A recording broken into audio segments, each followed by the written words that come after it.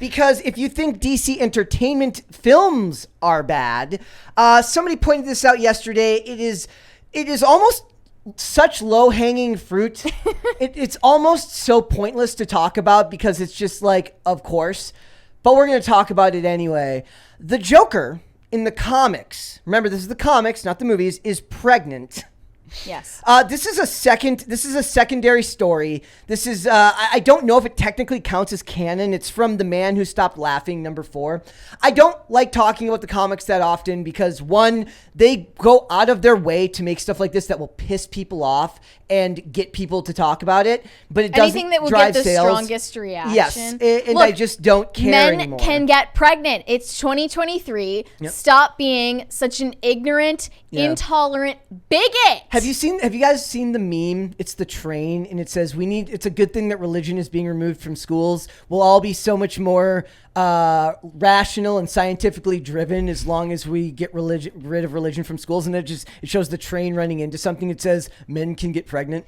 You know what? A lot of people were tweeting in defense of this, actually, and saying that those reacting to it negatively are ignorant of the spirit of these comics. Of course. So the context for this is that this comic series has a mini story in each issue. Yeah, it's a secondary story. Yeah, that is usually absurd, and it's like in this one, it's a dream sequence where Zatanna uses magic to like play this prank on the Joker. He gets pregnant.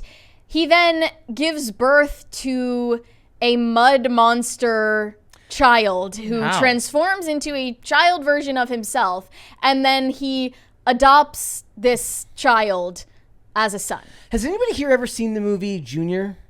I Arnie? don't know.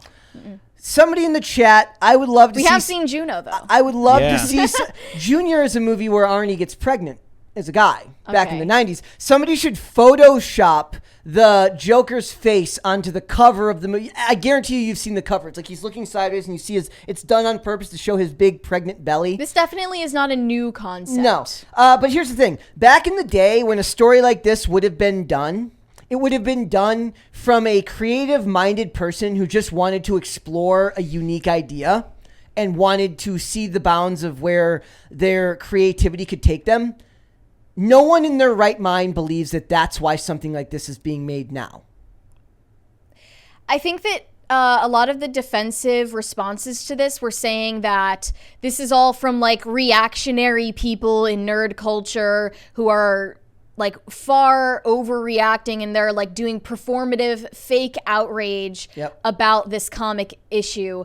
But I don't think it's even... I'm not even angry. The contextualized comic that they're pointing out. Yeah. It's just like everything feels so surreal in like the worst possible way right now. Nothing is recognizable as what it used to be, it feels.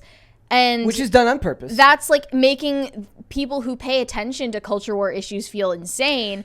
And yeah, it's fair to point out maybe you haven't read the comic, you don't know the context, and there are reasons why this is included in it, but that doesn't mean that everyone has to enjoy it. Yeah. And they're allowed to criticize it. And here's the thing, for being openly ridiculous. The best thing that you can do is not play the game. Don't let this annoy you. Don't let this make you angry. In fact, what I like about this is it's so ridiculous that it doesn't upset me. Like, my biggest question for this topic was, do we even bother covering it? Because it just seems like it's so very clearly done to get videos like this made. But at the same time, I have fun talking about it. Like, at the very least, I get to be like, man, I can't wait to make Carter look at this article. I'm just looking at him like, why does he have lipstick on? That's my biggest concern. It's like the pregnancy is fine, I guess. Well, it's the Joker. It's the Joker. He's fruity. I have more questions than I really want. But my favorite was this one. It says how it begins and it shows Superman lifting a car,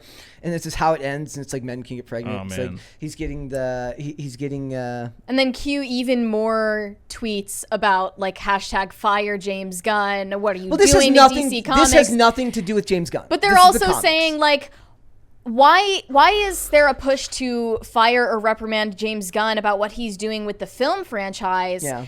When there are all of these people working at DC Comics and they're bastardizing comic book heroes and villains just as much or more. If that's what you consider this to be, and not just a one-off ridiculous joke. And Ethan Van Sciver's tweet here is very interesting to me because it says DC Comics is getting weirder and weirder, allowing more perverts and fetishists to make grotesque filth out of their classic characters. Fellows, Batman is the last sellable comics franchise. I mean, I don't know if he means just at DC. I think Spider-Man still does very, very well.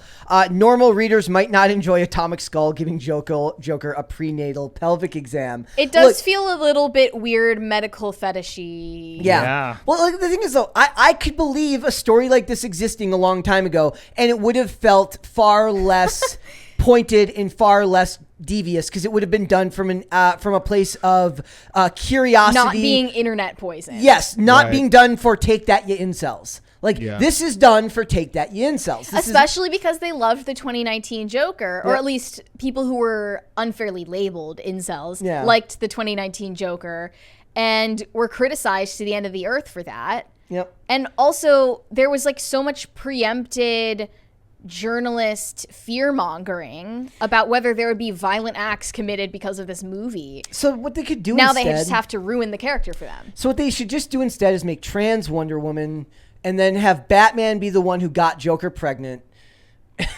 So true. It's great. Someone even replied, if you hate this, you hate DC Comics. Read Marvel if you want soap opera stories.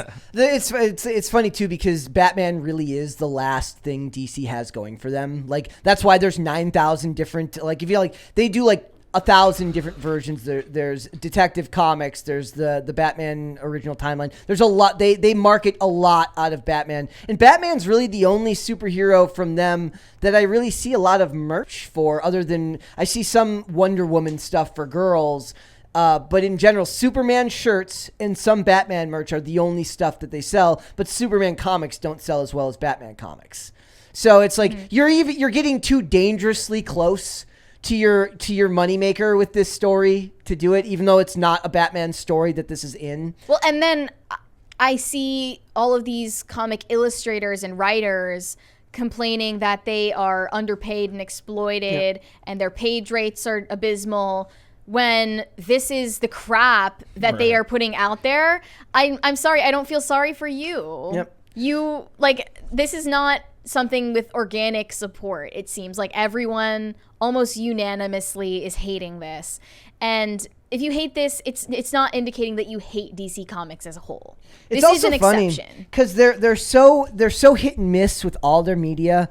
I recently started rewatching the Deathstroke angle from season 2 of Titans, and it's like it can be so good sometimes, and there's so much material there that is so good, so laudable, and you're just like, really? I guess the idea could be maybe think of it like this, like to find the edges, like to really get to some great stories, sometimes somebody has to write a really truly bad story. But then the idea here is intent, right? Was this written with the intent of finding something really, really great? I don't believe so. I think it was to get a strong reaction mainly from people on the internet. Jacob Edler says Deathstroke was my nickname in high school. He also said DC on paper, Marvel on screen. I wanted to point out that also people say DC has some kind of leg up or edge on Marvel with their films because they are less of a bubblegum, feel good, family friendly That's not a leg vibe. up. I haven't found that to be a leg up. Though there was a great infographic that I saw the other day that proved that said like all it was the box office scores for all of the films in which Zack Snyder was involved in, meaning like he didn't direct Wonder Woman, but he had partial credit for the writing, right? So between Man of Steel, Batman vs. Superman, the Justice League, and then they referenced Wonder Woman, the Justice League numbers on HBO Max, all did way better than all of the non-Snyder stuff like Shazam, even though I loved Shazam and all those movies. So I don't think that that's where we're going. I think we're going to a more homogenous tone that will be more like Marvel by the time. It'll be more like edgy Marvel by the time James Gunn is done with it. Edgy Marvel. That's what Because that's it'll all be. he's like only capable of one tone. Though I think he does it well. It is what it is. But this is just one of those things where it's like, did you even feel like when somebody sent this to me yesterday, somebody in the chat was like, are you guys going to talk about Pregnant Joker? That one I knew couldn't be fake. I think people are rightly furious about the absolute state of DC right Yeah. now. Especially, I've seen backlash in regards to Ezra Miller being completely safe and sound, while much more popular and well-liked actors and actresses playing flagship characters are getting booted, essentially. Even though James Gunn is like using weasel words to rebut that point, they're getting booted. It doesn't seem fair, and it doesn't seem to make sense even from a business perspective. Also, Carter, can either of you guys think of another industry that purposely antagonizes people in an effort to try and draw publicity? I mean, we just saw Bad Bunny like throw his own fans' personal property into a fountain. Yeah, but that wasn't like so- in the song. Like, there wasn't like a song about throwing a It's fan's just a phone in the general fountain. like feeling of animosity between entertainers and fans right now. It's a everywhere. certain like it's But, like but both. their audience though, Yeah, like the whole audience. There was it does I feel like that guess. sometimes. There was a Yeah. video of Bad Bunny through like a fan came up behind him and like put their phone in his face and was like trying to record him and like took the phone and threw it in the I would have fountain. done that too. And my favorite part was like the first comment was like the phone is like phones these days are waterproof. It's fine. It's true. Like I was like I don't think Not that's, all of them. I was like but that's not really the point. Like it's like somebody running into your car and saying your car has airbags. It's fine. It's got insurance. It's got like it's a, but that's like a story. I mean, that's something they do, right? They're like that's a theme of like movies with heists. They're like, it's fine. They've got insurance, and like Yeah. you root for those guys, like the gentleman criminal who's not that bad because they have their own code or something Right. like that. I don't think Bad Dexter. Bunny has a code. I don't think Bad Bunny took the phone and threw it in the fountain and thought, well, that phone's Maybe he waterproof. has to throw phones into fountains, but it's only he does it to the people that come up to him and try and video themselves with him. That's his code. Would It's- you do the same? Depends on what kind of phone it was. Golden Gaming says pro wrestling. Pro wrestling is an interesting example there because pro wrestling is one of the weird things where on Twitter, because do you know what kayfabe is? Kayfabe is like Yeah, I've heard that. I So, don't know what it is. that's basically the reference to like them being in character, right? So back in the Okay. day, kayfabe was like when you're done being Stone Cold Steve Austin at the arena, you're still Stone Cold Steve Austin at the airport. You don't break character when you travel. Does he get paid for that? Well, I mean, they're all salaried employees, so the idea here is that you're just always in character. It comes from being the carny roots of wrestling, being that the good guys were never seen with the bad guys off screen. So if Stone Cold Steve Austin and The Rock are feuding, they're not hanging out together on the road. Right. But kayfabe obviously died because of the internet. I mean, because of social media and the internet. Yeah. But now because of Twitter, there's like a weird like pseudo kayfabe where you can't really tell if they're playing a character all the time or if they're just being who they are. We'll Right. get into that with Doja Cat Yeah, later. it was- Because you especially. see so much of them that you just their personality becomes part of the other character. and Yeah, it's like, oh, so it's like, and they used to talk about how like the best character you can be is like an elevated version of yourself. Oh my because God, it's the most yeah. authentic version you can be. I doubt that, but that Twitter is the opposite for comics creators who or even James Gunn. None of these people are this quick-witted and funny in real life because people aren't. Like, my biggest complaint is people who talk as if they're on Twitter all the time. Like, you're not on Twitter. Stop talking like you're on I've Twitter. seen people physically reenact GIFs that they would reply to a tweet in real life.